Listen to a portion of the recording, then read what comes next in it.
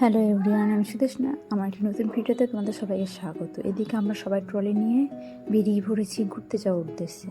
তো এদিকে আমরা চলে এসেছি গঙ্গার ঘাটে। এটা ছিল রানীনগর গঙ্গার ঘাট। আর এদিকে জোয়ারের জলে গঙ্গাতে নৌকাটা অনেকটা এগিয়ে এসে দাঁড়াচ্ছে, মানে আমাদের এখন 10 মিনিটে যেতে হতো, ভাবা যাচ্ছে। আর এদিকে নৌকা আমাদের চলে এসেছে।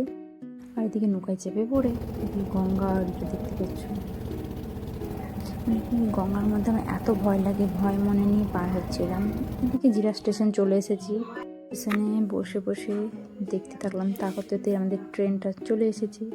আর আমরা যাচ্ছি ডাইহাট রাশে। তার আগে যাবো মাসি শাশুড়ির বাড়ি, কালী পুজো আছে, এটা পরে ভিডিওতে আসবে। আর ট্রেনে তো একটা মুখ চলতে থাকবে। আর এদিকে দাদুর সাথে নাতনি বদমাশিটা দেখতেই পাচ্ছ তোমরা। 1.5 ঘন্টা জার্নি করার পর আমরা সাহেবতলা হল্টে নেমে পড়ি এবং ওখান থেকে আমরা টোটো করে নিই। তো দেখতেই পাচ্ছ আমরা যাচ্ছি টুকু খাই হাঁটতে হাঁটতে। টোটোতে চেপে পড়েছি। আর এদিকে পুচকের কথাটা শোনো।